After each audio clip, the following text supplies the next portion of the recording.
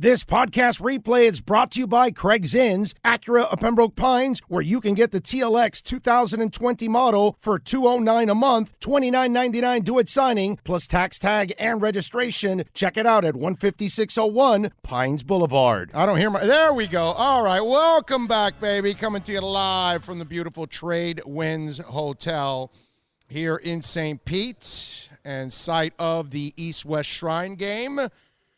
I got a friend of mine now joining me who's an agent in the business, Adisa Bakari. Big O. What's up, baby? Happy New Year. Happy New Year, my friend. How you doing, man? Oh, well, that time of year, man. Yes, it is. Yes, it is. Who do you have here at the East-West since you're Fresno State linebacker Michael Walker. Okay. Yeah, really long, athletic kid. We're excited for him. Cousin of Maurice Jones-Drew. Okay. Former client of yours? Existing client. Well, still client, right? Former NFL client, now Yes. broadcast client. So wait, do you handle his broadcast contracts too? We do everything for Maurice, as well as many of our other clients. Okay. Put your mouth a little this way. There we go. Yep. Okay. All right. Cool. All right. For those of you, Adisa's like, do you have any running backs this year? Because you're like Mr. Running Back. That has been our story in the past. We did not sign one running back. We still have one who possibly is considering us, but he's currently playing this evening. So I'll keep our fingers crossed on that. Oh, okay. But we haven't signed a running back to date this year. Oh man, if the guy we got some great players. We have University of Florida defensive end Jabari Zuniga. Yes. Who's at the Senior Bowl. We have University of Maryland safety Antoine Brooks. Okay. We have Notre Dame safety Jalen Elliott. Okay. And as I mentioned, the Maryland kid was easy for you to scout in your backyard. backyard. That was right up the street. And again, Michael Walker, who's here in this game, and then Lawrence Cager. University of Georgia by way of Miami. Our exactly. boy. Hey, by the way, bring Lawrence around. We'd like to have him on. We'll certainly do that. Okay, sure. so we can have Lawrence Cager on and talk a little Georgia and a little Canes because that's a nice perspective for him. We just had Shaq Quarterman on, who's just a man. Indeed. Just a man. I hope he takes that step that he proves to people he can cover. Absolutely, because he knows that's his knock right there. That's the week to do it. Yeah. Well, he wants to win an invitation to next week, because then you know how it is. Those kind of players, Absolutely. They explode, man. That is true. So tell us a little bit about the guys that you have coming in. Talk to me a little bit about. We're excited. We always get the same caliber of person and player every year. Guys who are hardworking, who understand that the NFL is not an entitlement, but truly a blessing. The guys who understand that the NFL will afford them an opportunity to truly transform their families for generations. Certainly players who love the sport, but are not necessarily defined by the sport. And so this year... So what you're telling me is you're going after Antonio Brown. This year's class is no different from that description. So we're excited about them. Good football players, better people. So who are you picking tonight? I'm going to go Clemson. I think the quarterback at Clemson is more proven. That's not to knock the Heisman Trophy winner, but I'm always a little skeptical of the not that he is this, but the one-year wonder. Yeah. And so that gives me some pause. But so I'm just feeling Clemson's been there, done that, and I think their experience at this level will carry over. You're an agent, so how many one-year wonders have become outside of Jason Pierre-Paul? Okay, that's a good one. Yeah, okay. That's a good one. Though. I've followed the draft once or twice in my lifetime. There you go.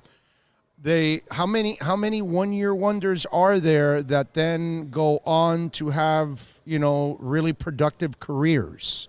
And again, this is not to disparage any player. I celebrate, obviously, LSU's quarterback has had a phenomenal college career, certainly an exceptional season, winning the best, he's the most talented, most productive offensive or college player in the 2019 season, so that's not a knock. But we have a saying in our firm that typically what you are on Saturday is what you're likely to be on Sunday. Oh, yeah. So you find a player who has a consistent history of high-level college play, all things being equal, injury aside, he should go on to transition to do the very same thing on Sunday. For players who don't have that complete body of work, I think what it means for NFL teams and scouts is that you just have to do a little bit more diligence to truly find out if that one exceptional year is truly emblematic of what they're likely to be. And so it just forces you to, drill down more on that prospect to see truly what he is. Is he a product of a system? Can the other years be truly explained away? Or was this an aberration? And I think, time will tell. To your question, not many. Yeah, no, I know. Not many. many. I know. And so and by the way, it's not a you or me thing. NFL people are scared as hell of the one-year wonders. as they should be. And sometimes, hey, they drink the Kool-Aid and then they take them. And look, hey, it paid off when you take Jason Pierre-Paul. It paid off in a big-time way. So, yeah. Yeah. I'm with you. That's Michael walking by now. He'll be on sometimes as this week as well. Yes, sir. But don't get me wrong. I'm rooting for LSU, the quarterback. I hope he goes on. By the way, he's not the most talented. The other guy is more talented. You don't think so? Trevor Lawrence? You wouldn't talent. Neither of the play. Look, I don't represent either player, obviously. They're both still playing college football. Joe Burrow's not running for 70 yards like Lawrence. I will say this again. Clemson, both of them are very talented guys. Yes. Clemson's quarterback, better from my naked eye, appears to be the more accomplished athlete. Yeah. Appears to be more complete quarterback in terms of all the things you want your quarterback to do, particularly at the next level. That being said, again, if LSU can build off of this year and what's to come is similar to what he was able to put on the field this year, he's going to have a pretty bright future. Oh, hell yeah. There's no doubt about that. I think Trevor is just – You're not going to get much argument from a lot of people about that. Yeah, that dude. Listen, he gets crushed by Wade and what was the DN that hit him? I forgot. But he's on the ground. Dude jogs off the field and then runs on your ass for 70 yards. That's and right. It just takes over the game after that. Yeah. No, he's a special player for sure. That's a badass dude. And trust me, there aren't a lot of dudes that get lit up like every that. agent in the agent universe will be chomping at the bit to get in front of that kid and his family next year for sure. Yeah, there's no doubt. So Etienne is the guy, huh?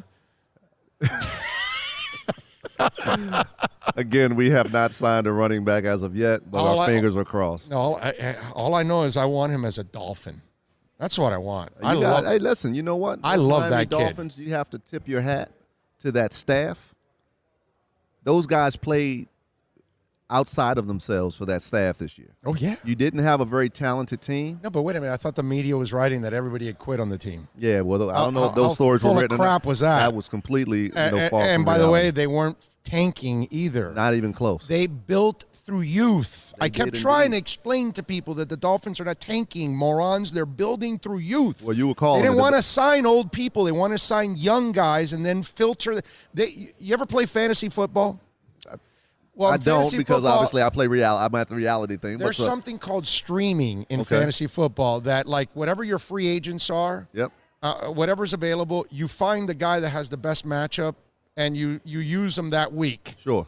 And to strengthen your team. And some Sure. people are able to win like that. Yep. The Dolphins streamed with everybody's practice squads. Wow. But it was genius.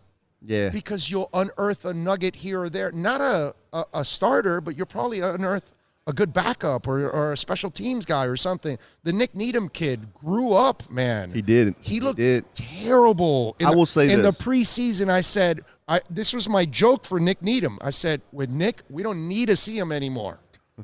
That was my joke with him because I was like, wow, this guy's and then he just kept growing and growing and growing.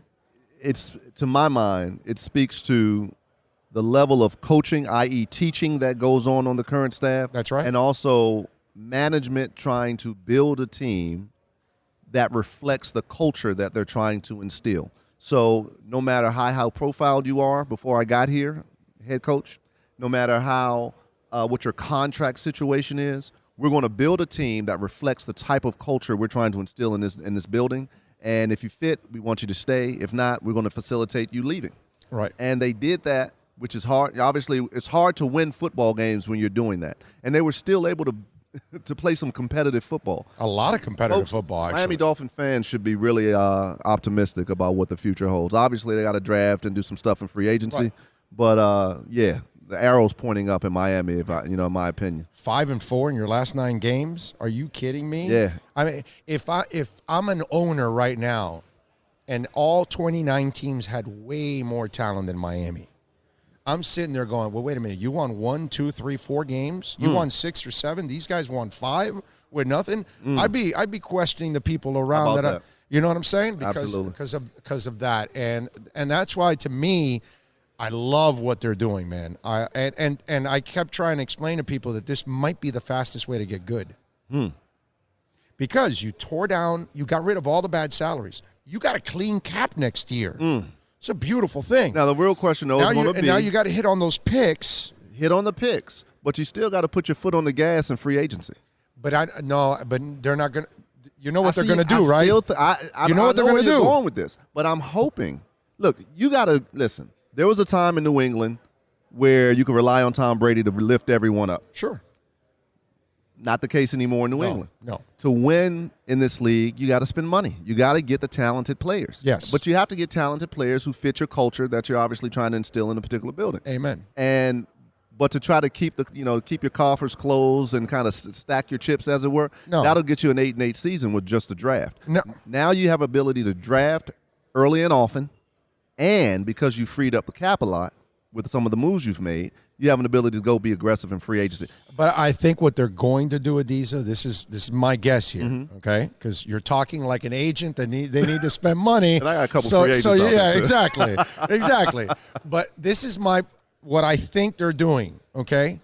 I think if there's a young free agent, a 25, 26, 27-year-old, they're going to kill people for that guy. Absolutely. You know why also?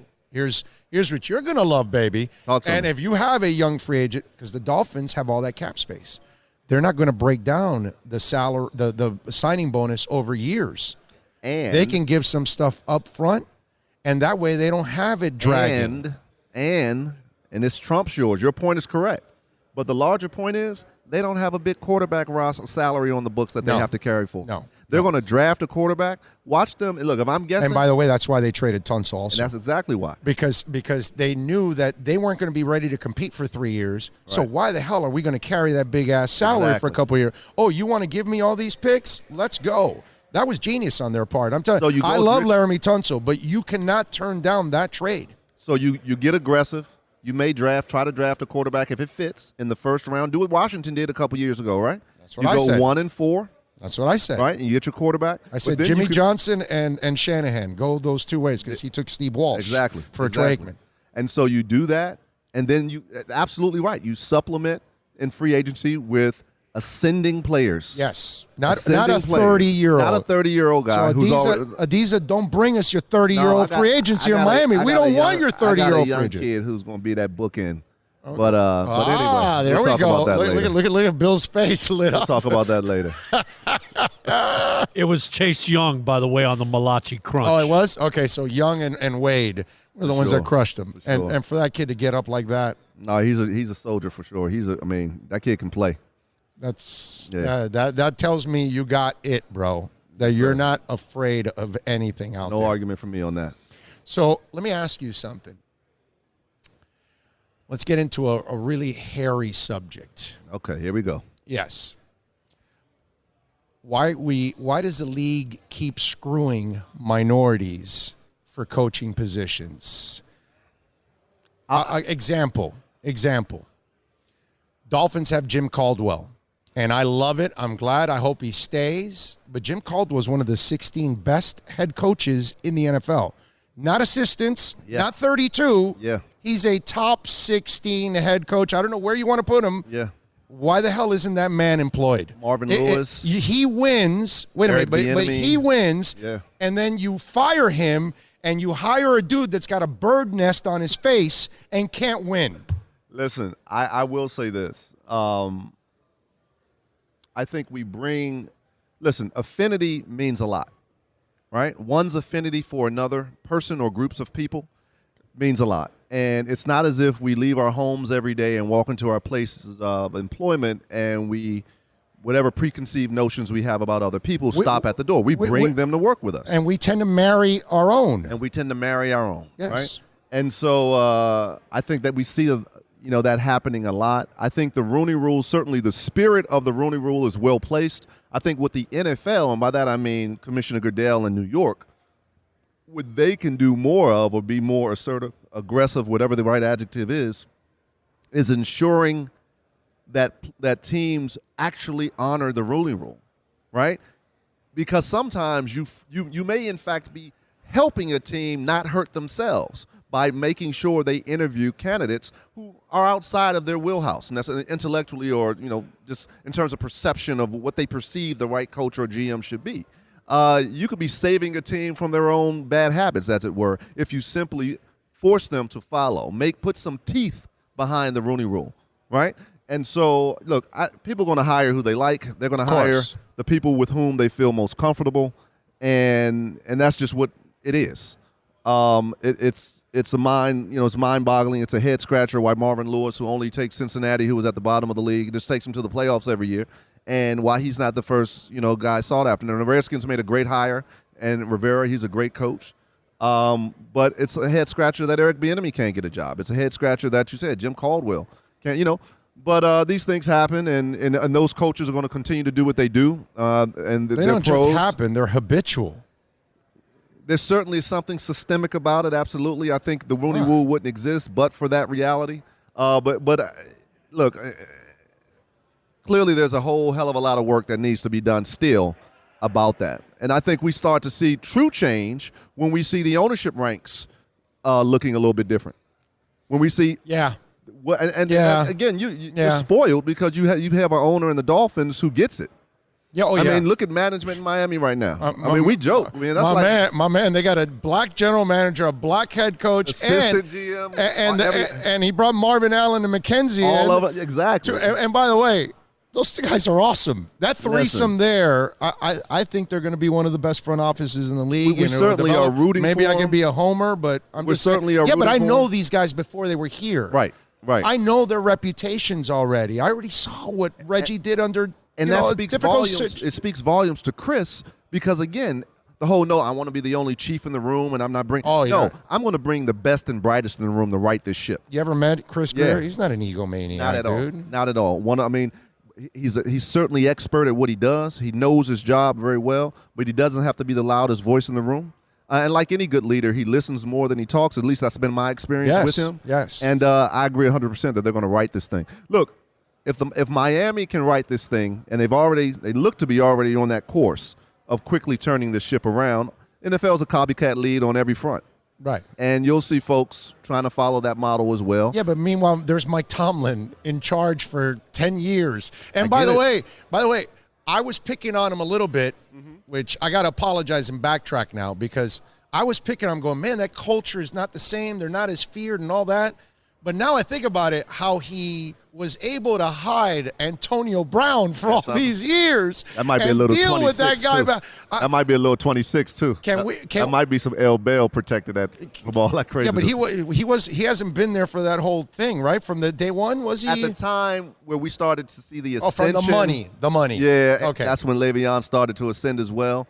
And but tremendous kudos to Mike for being able to manage those personalities. Give him a Nobel Peace Prize, dude. Tremendous kudos for Mike from a coaching standpoint for coaching the team the way he coached it this year. Which many would say was bereft for both injury reasons and other reasons. Quarterbacks. He had no quarterbacks. Yeah, and he was still able to be a guy named Duck throwing the ball. Who was throwing ducks. He was throwing ducks. That's O's line. That's not Adisa Bakari, but it's a good line. But no, I mean, great organization in Pittsburgh as well. And those. I think I heard the ball quack in the air too. By the way, all right, go ahead. I'm sorry. No, I mean it just speaks volumes to Mike Tomlin and Kevin Colbert having a belief in a certain way of doing business, and trying to find players who are going to lean in and embrace that culture and want to win above everything else. And so it was unfortunate that they allowed the trio to break up. But all right, can you just give some advice to your client that when he brings two, women home, don't leave them alone in your house and go work out? What the hell's wrong with that man? I thought you were my friend, though. No comment on it. What the hell's wrong with him, man? Let's talk about his season, though. Let's talk about the first year in the Jets. I'll give you that conversation. Okay, well, no. I think the Jets are another team. They didn't use him right. That's all. Another team that has a lot of holes to fill, certainly holes along the offensive line, at the receiver position, and others. I didn't buy that offensive line from day one. Quarterback out kissing the wrong lips and gets mono or something like that and missed a couple 4 games early in the season. Did that quarterback go out with the girls that your guy went out with? I don't. Again, no comment on that. But I think when you kind of just pack it all up and just reassess the season, you got to give some kudos to Adam Gase for being able to coach that team down the stretch to win as many games down the stretch as they did. And I think the arrow's pointing up for them as well. And so yeah, I'm excited about 2020 for the Jets as well, and Le'Veon. I don't know. In his second year. I don't know about. I think your boy's screwed because no, I'm serious. Appreciate the vote of confidence. You don't want to get into this conversation with me because Adam Gase has no respect for the running game. None. By the way, he brought your broken down client in instead of Ajayi. Your old guy? I never had Ajayi. No. You had the old guy that shouldn't have been playing. The poor guy. Who are we talking about? Who was hanging on for dear life. Matt? No, former Texan running back. Wasn't that your guy? Oh, Carlo? Who are we talking about? Now I'm brain farting. The guy that Gase brought in. Into Miami? Yes. Wasn't he your guy? No, it wasn't mine. What's his name, man? The dude that he had Arian Foster. Arian Foster. Not my guy. He wasn't your guy? Not my guy. Good guy, though. Good person. So he brought in Arian. Poor guy was already at the end of his career, already done. And he doesn't play Ajayi. And then he waits for Damian Williams to blow his shoulder to then play Kenyon Drake, who then blows up for 5 games. And then what does he follow it up with? By bringing Frank Gore in the following year and not going back with Kenyon Drake. Your guy is screwed with that guy. I know you can't comment on it. You're not going to say anything. That's fine. But Adam Gase has mishandled the running game from the moment I have seen him in Miami and the 1 year in New York. I think Joe, as the GM, I like him, by the way, as a talent evaluator, and the fact that he's upfront and he's frank and honest with the players and their agents, more than anything else, outside of simply an opportunity to prove their worth, players want to be dealt with frankly, brutally honest. Brutal honesty. Yes, right. This is not rocket science we're dealing with. And so a lot of times, GMs feel like they have to use kid gloves or have to kind of, talk in between the lines, as it were, when they're dealing with players. Players can read all this. They understand what the business is. They understand, first and foremost, that if I don't produce at a certain level, you're going to find somebody who you believe can produce. Although, you got to say, those millennials are wired a little different, They are. You got to hug them a little more often than the previous generation. They just need a couple more hugs. It's amazing what Instagram would do to one's psyche. But this millennial and this Generation Z, woo, doggy. Ultra boy. sensitive for sure. Talk about, what's that called, baggage, brother. Wow, yeah, trust me, man. I got a couple young 20-year-olds in the house, so I'm dealing with it all the time. Man. But no, I think, Adam, look, in fairness, I think he also coached a team that, played outside of themselves at times. They're in some need. They're in some need at a lot of positions. And I think Joe's going to go in the draft and go into free agency and be aggressive. And I think, again, you're going to find the AFC East one of the more competitive divisions in the NFL in 2020. Just with the ascension of Buffalo this past year, Miami's on the come, and I think Jets are on the come as well. Oh, you're going to have some stuff to talk about, man. That AFC East is going to be a juggernaut. And I'm going to tell you what may be. As long as the Patriots go to hell, that's fine with me, dude. And we may be witnessing, not necessarily to hell, but we're certainly witnessing, I would think, maybe the plateau. Yeah. Right? Oh, yeah. Of that whole era. No, we're on the valley now. We may be on the other side of that. We're on the thing. valley. And let me ask you something as an agent. This is my theory now with everything going on with Brady. Sure. Brady positioned himself where he's got his house for sale. His trainer's got his house for sale. Is that right? His contract is up for free agency. He's a free agent. That's it. And they can't tag him. Right. Okay. Everything is set that way. I think he did this because of what happened with Garoppolo and the owner and everything else in Belichick a couple years ago. He knows he has the owner in his corner. But if he was still under contract, Belichick could still do whatever he wants, and then he has to settle for it like he was settled for this year. And as we talked about earlier in this conversation, he no longer can carry. He needs help. I think this is his way of leverage of, well, you know, Bob, I really want to come back with you and Bill, but I need this, and I need this, and I need this. And they're going to have to do these things in order to get him signed. And Kraft doesn't want to get rid of him. He made him get rid of Garoppolo already as it is. And by the way, the fact that he got rid of Garoppolo for the same second rounder he drafted is still fishy as hell to me. That's almost like sticking it back to the owner like, oh, you want me to get rid of him? Oh, yeah, I'll get rid of him. There you go. And he didn't even try to get a first rounder, which I got a hard time believing that you couldn't get a first rounder for Garoppolo. So I'm just saying, I think Brady is never leaving, but I think he's using this, the way he's positioned, as leverage against Belichick to make sure he gets what he needs on this team to get back for 2020. Well, I'll say this. Am I way off? Am I just look, Oliver Stone? You know way more or about. am I Oliver Stoned? Which one is it? You're definitely Oliver Stone, just generally. No, that's not true. But you know way more about the particulars of what's going on with Tom Brady and his personal situation as it relates to this final year of his deal. I will say this. Whatever leverage any player can muster to enhance their individual position or collective position with the team, they certainly should. I mean, Tom still, look, my eyes, doesn't mean anything, my opinion, my eyes as it relates to Tom Brady don't mean squat, right? But he still has a lot of football left. Obviously, I represent James White, who's Tom Brady's best friend in that offense, and so I want to keep that duo going for another running back. Another running back. But I'll say this, if you put certain pieces back on that offense, right? Maybe you find another do-it-all tight end like they've had. Maybe you get a legitimate, it's not to disparage anyone on the roster, but you find a true killer as a number one receiver in the draft or in free agency. Yeah, because Edelman's a 2 is what he is. A slot guy, 2 is what he is. He should not be a number 1. He's a tough dude. You go out there and do that. I think it's tough on Mercedes, too. Yeah, indeed. Yeah. I think you do that, and then the Patriots are back to being the Patriots.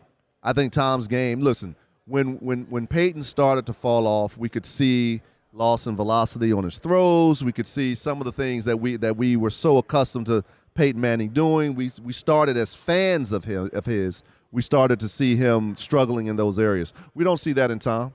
Tom just didn't have a lot of weapons. Yeah, and he doesn't have a lot of athleticism, so the weapons he's not matter. Going to buy anything else for you, so you need to help him. You know? And so this is and with that being said, the Patriots have been able to have had the luxury of being a Super Bowl contending team every year with not a lot of labor costs, as it were, with not a big payroll. And that's going to change. And I think it's going to change in 2020. I know one thing. I don't know much about Tom Brady's relationship vis-a-vis Belichick and Bob Kraft or any of it. I don't know the dynamics of that. But I know Coach Belichick wants to win more than anything. I know Tom Brady wants to win more than anything. Right. And I know Bob Kraft wants to win another Super Bowl trophy. So they're going to put their heads together and try to build another Super Bowl team. And again, at the end of the day, look, as we go into 2020, that AFC East might be the most competitive division in the NFL in 2020. Maybe. Yeah. No, you're right. That's going to be some good football out of the AFC. Because all the other teams are on the rise now. I think so. So, yeah, they should. It's going to be an exciting time. I still don't buy the kid in Buffalo. You don't buy Buffalo? No, I buy Buffalo. You don't buy the Wyoming? You don't buy the quarterback? Look, you just said earlier in this interview, you are what you are in college. It's what you're going to be, and right? In college, you threw a lot of balls to the wrong jersey. And I'm just not a guy that I don't. When you're inaccurate, you will stay inaccurate for the rest of your life. And it's funny because the Tannehill Lamar game, really, they're the same guy except in a different way. But if both guys don't have the running game dominating, they're done because they cannot win with their arms. Yeah. Vrabel's genius. Let's use the defense. Let's run. Let's use our offensive line. Ryan, I need you to make a couple of throws. Where did that running game come from? Alabama has always been big. What's his name? No. Oh, you mean? But no, I think their line is healthy this year. Is that what it is? Yeah, they had some injuries. What's the running back's name? Henry? Yeah, Derrick Henry. Derrick has always been a hard dude to bring down, but this year he's unstoppable, man. Oh, but Taylor Lewan is not fighting in bars, not getting injured, so he's there. He's not getting suspended. So as long as you keep him on the field, they may be a problem next week, man. Oh yeah, no, I know, but that's what I'm saying. Yeah. But And then Lamar's the same thing. Lamar's passing game feeds off of his run game, for sure. And if he's not running, which I know he got 100 and some yards, but they weren't impactful yards. Right. He had those 2 runs, one early, Still a very special one late. player. No, he's super special, and but he's not a special passer. It speaks to the NFL evolving as it relates to that position. Yes. Because think again, when I look at Lamar, I mean, look, Adam Schefter posted it sometime in the middle part of the season. Everybody was going crazy over Lamar Jackson, as they should. His play justified everybody going crazy. But they put his stats as of that time next to Tyrod Taylor's stats in Buffalo. And they were virtually identical. But you had a Ravens organization that said, we're going to build this around the skill set of our quarterback. Which nobody's done that. And nobody's done that with Tyrod. No one's he has done a lot that. of football left. Tyrod's going to get his shot again, and watch, we're going to see the reemergence of Tyrod Taylor. Okay, he's such a great kid, man. Phenomenal human being. God, what an a exceptional, great young exceptional man he is. talent. Again, you build the team around He the was talent. at the East West Shrine in Orlando. That's correct.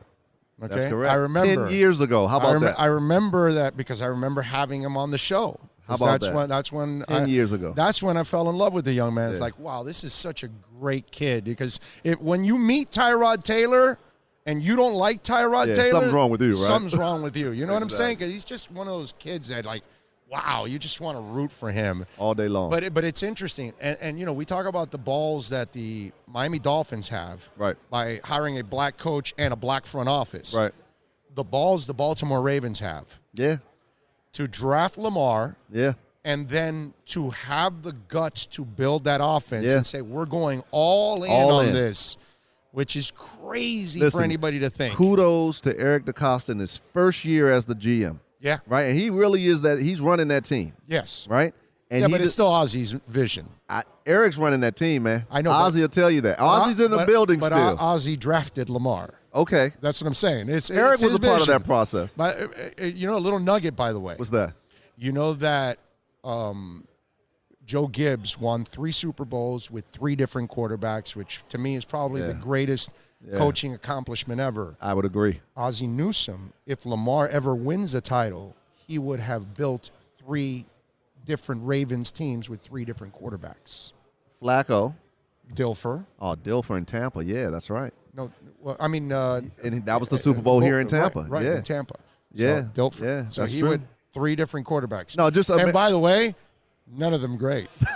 Hey, as quarterbacks. That's a whole conversation for another day. Again, everyone wants to say, it's a passing league and you got to go find Tom Brady. You can First of all, you're not going to find Tom Brady. Right. The Patriots didn't fucking find Tom, excuse my French, but didn't find Tom Brady. Yeah. They backed into Tom Brady. We're not in radio, so it's a beautiful thing. Exactly.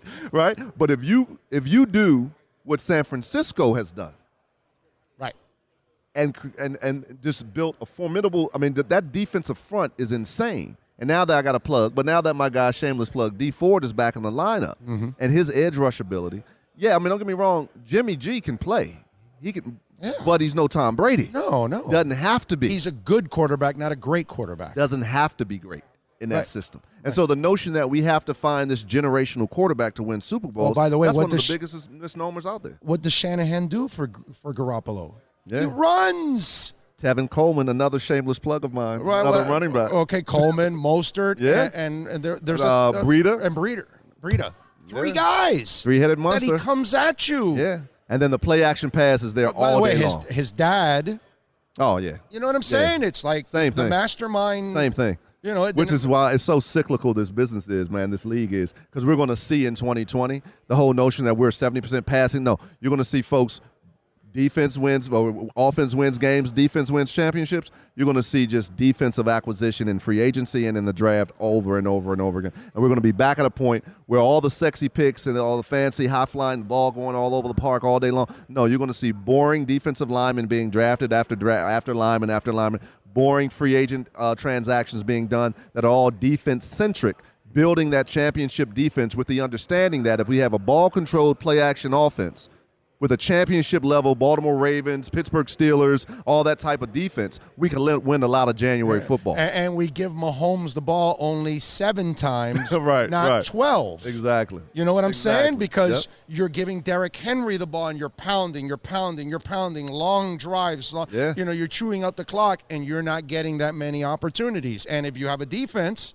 you're going to stop them on half of those few opportunities. Now you will limit their scoring. Absolutely. Look, nothing's changed in this league for 50 years. If a coach can run the ball down your throat, he will gladly run the ball down your throat because, like Jimmy used to tell me all the time, Jimmy used to say to us always, 3 things happen in passing, and 2 of them are bad. That's right. That's why we run the ball. That's right.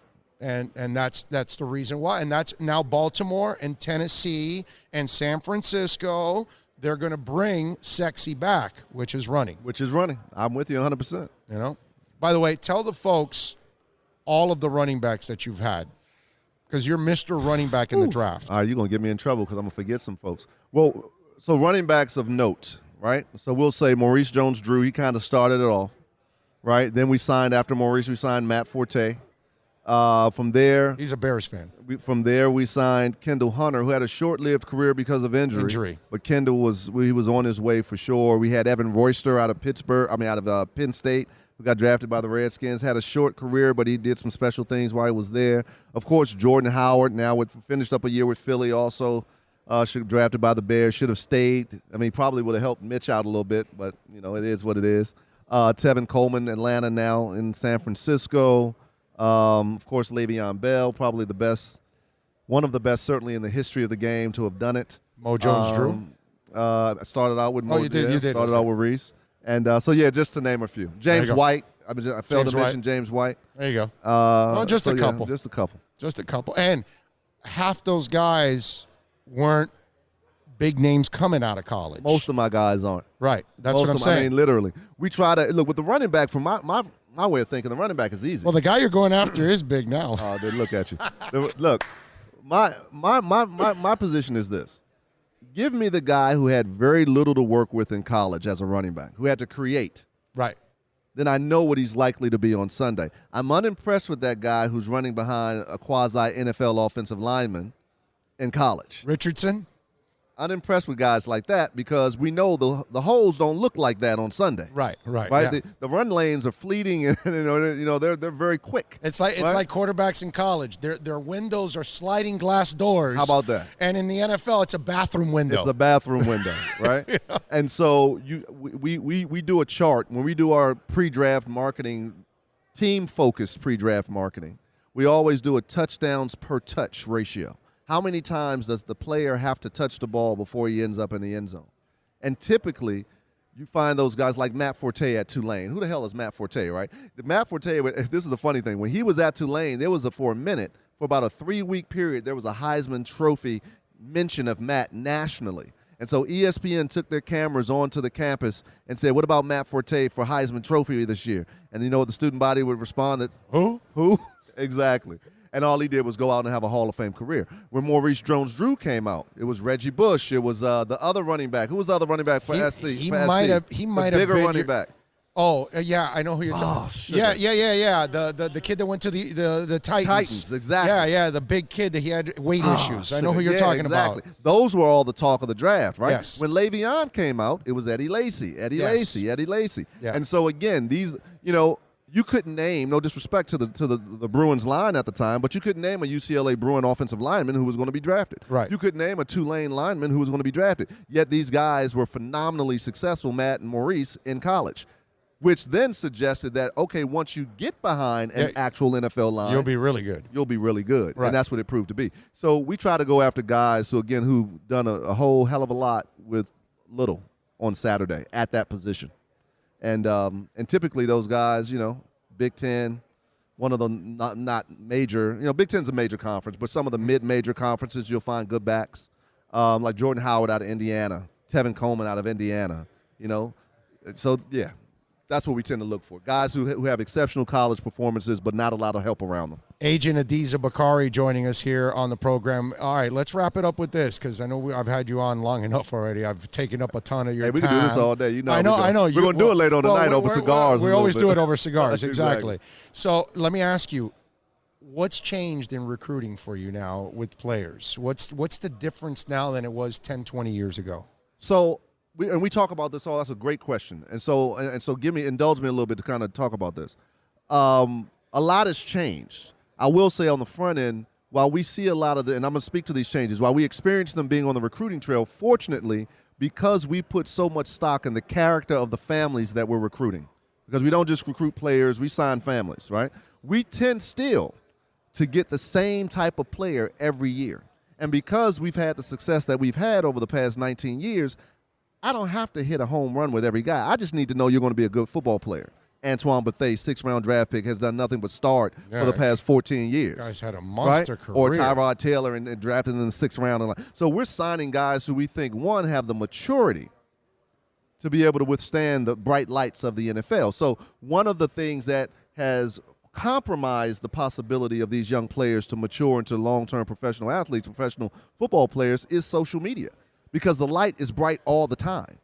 Right? And everybody is searching for fame before they actually become famous, right? And so when we're in the living rooms oftentimes, we're hearing more conversation about this, i.e. brand building, my brand, and you haven't touched on the what brand are we talking about? Score some touchdowns first. The marketing stuff comes with, the popularity, the celebrity comes with the success on the field. So the one thing that's changing, and this is partly your side of the whole aisle, as it were, we're hearing this notion, everything is formulaic and you don't need an agent. There's a lot of that chatter, and that chatter gets into the rooms of the families' living rooms and some of these college locker rooms, and players think that the marketing agent is the most important thing. Here's what I know. Try to transition into a $20 billion industry without real business advice and see how long that's going to last you. Yeah. Or how much they take advantage of or how much you're going to be all day long. Remember, this is big business, and the goal of any big business is what? To get more value for as little money as possible. I'm glad that the Dolphins did it, okay, before I say this, because obviously I don't care. I say whatever the hell's on my mind. The agent for Devontae Parker, what are you doing, dude? What are you doing, bro? You signed him to a 2-year contract. He just had to prove himself 1 year. That way you have if he does prove, you've got leverage. Now you don't, and now you risk keeping him on that 2-year deal, and the second year that if he gets injured again, he gets nothing. So you took a 4-year deal, which again, I'm super happy as a Dolphins fan. It's super cap friendly, all that stuff, but I'm just being objective. What are you doing, my brother? Here's what I'll say. What are you doing? I know you can't specifically you can't comment on that, but I get the Dolphins and every other team, and 31 other teams will do what's in the best interest of that organization. That's right. So it's incumbent upon that player to hire business counsel, i.e. an agent, so he can have his business interests represented at the same level that the team is. So what I'll say is this: 50% of the first round still don't make it to second contracts. About 70% of the entire draft, 65 to 70% of the entire draft, don't make it to a second contract. We still have a league in which 3 years is the average career. So what we're talking about are 21 and 20. By the way, that's why their CBA negotiations go to crap, because most of those guys are like, I'm not here for a long time. I want my money now, How bro. about that? No. Yeah. So, but I've been around this long enough to know this. The notion that a 21 or 22-year-old young man can enter a $20 billion industry where he makes up the executive population of that industry. You have owners, and the players are the executives in this business. And that you can operate in this industry without legitimate business counsel? Please. That's ludicrous. And so they don't do it. You could be in my living room. The billionaires don't do it. You think the owners have lawyers to handle intellectual property issues or contract? Of course they do. And you think you can go in there and self-negotiate? Come on, guy. Why would it say a lawyer who represents himself has a fool for a client? Right, exactly, yes. Okay, and so in any event, the biggest change we see is this depreciation in the value of good counsel. And for every player who tries, or every parent and player who tries to belittle the importance of good counsel, of good agents, it's like watching a train wreck before the train even departs from the station. You know it's coming. Right? And I ask these players, the prospective players all the time, prospective clients all the time, what success, name one. They'll say Zuckerberg. Give me another successful, Jeff Bezos, Amazon. Okay. Name me one successful business person that operates without business counsel.